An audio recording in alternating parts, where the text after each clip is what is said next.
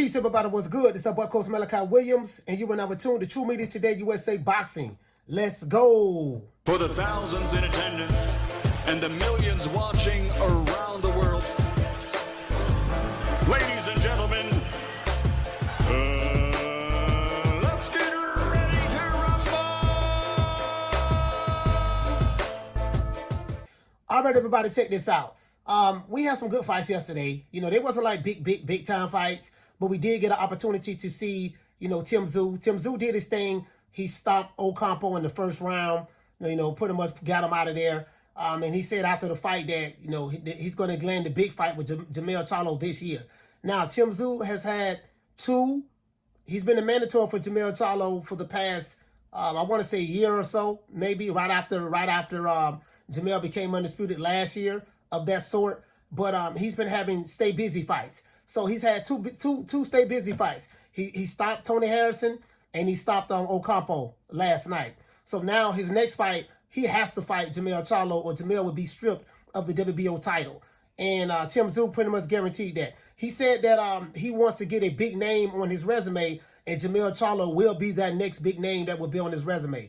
I'm not going to lie to you guys. If they fight each other, I'm kind of leaning towards Tszyu to beat Jermell Charlo. You guys know that Jermell Charlo is one of my favorite fighters, him and Terrence Crawford right now. But the reason why is because he's been inactive. Inactivity versus a big, young, strong guy, Australian, who has been active. I'm going to take the active fighter over the inactive fighter, a lot. So I think, when you're inactive, your timing is going to be off. All of that is going to be off, and you can't replicate that in sparring. So that's who I would roll with, to be honest with you. And that's me picking against one of my favorite fighters because of that. Now, as it relates to my main man, Regis Prograis. Regis Prograis fought last night. Not gonna lie, it wasn't his best performance, and it wasn't all a great fight.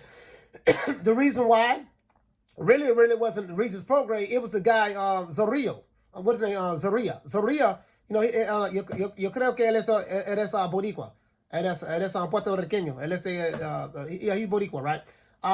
Is he boricua or dominicano? I think he's boricua. Yeah, I think he's boricua. But anyways, yeah, man, the dude was running all night long. The man was just running. He didn't come to fight. Now, he did score a knockdown in the first round, but the referee didn't count it. But Regis Prograis did admit that was a knockdown. That was a knockdown. It was a flash knockdown, but, he jumped right back up. But anyways, and then Regis came back and got it back in the second round and knocked him down, made him roll on his back. So now, some people saying, yeah, man, if he would have got that knockdown, he probably would have won the fight. No, because if you look at the judges, one judge had a score 114-113 for Zorrilla.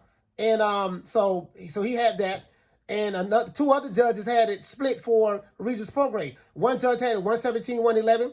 So if they would have counted the knockdown for Zorrilla, that 117-111 would have been a 115-113 for Regis Prograis. And one judge had it 118-110. If they would have scored it the other way, it would have been 116-112 for Regis Prograis. So the knockdown wouldn't have helped him. The thing is this. When you're fighting the champion in his own hometown, you can't fight on the back foot running. This man ran from the first round to the 12th round and all the rounds in between. The man was just running. He fought in some spots, but he made it ugly. He did the same thing that when a lot of people said that when Canelo fought, what the guy name? I forgot the name. Not Trout. Lar. When he fought Lar, a lot of people said, man, Lar was running. He was on the back foot. I remember when Robert the Ghost fought Floyd Mayweather. Floyd was on the back foot the whole fight. And Ruben Guerrero, Ruben Guerrero was like, he ran like a chicken. He ran. Hey, but anyway, man. But the man was running, man. The man was running. You guys know I love Regis Prograis, man, but it wasn't his best fight. No, it wasn't. He was cutting the ring off okay in the first half, but the second half, it was, bro, let me tell you something. That dude Zorrilla, I don't care who he would have fought that night. Bro, the way he was moving, the way he was running, the same thing when Boots fought Cameron. When Boots fought Cameron, Boots was chasing him the whole night. The man didn't want to fight. It's hard. And we thought that Boots got a long way to go. He got a long way to go. He couldn't get Cameron out of there. You know what I mean? So, Regis Prograis, man, you're fighting dudes who running. The man ran, bro. Some people talking about Zorrilla. Zorrilla got robbed. That man didn't get robbed. The man was running. Bro, when you fighting the champion, you can't beat the champion running. You can't do that. You have to take the fight to the champ, period. You have to take the fight to the champ, period. There's no way around that, bro. You don't, listen, you don't go into, that's like trying to beat Canelo Alvarez in Mexico and you ain't coming to fight. You running on the back foot. Ain't no judge in Mexico gonna give you a win against Canelo if you running on the back foot. Another thing, I remember I was talking to Timothy Bradley, and Timothy Bradley broke down. He said, listen, you have to know when you're fighting, you have to fight according to how the judges, according to who's judging the fight. Some judges like aggressive fighters. They like fighters who are front foot dominant and they trying to push the action. And when they score, they lean towards fighters like that. Some judges like fighters who fight on the back foot and box. So if you got 3 judges and 2 of those judges, they don't like fighters who run, or they don't like fighters who pretty much don't want to engage and try to pop shot and move around the ring a whole lot and really just make it a boring fight. They're never going to score towards you. They're never going to score for that fighter. Never. This is what Timothy Bradley broke down to us when I interviewed him.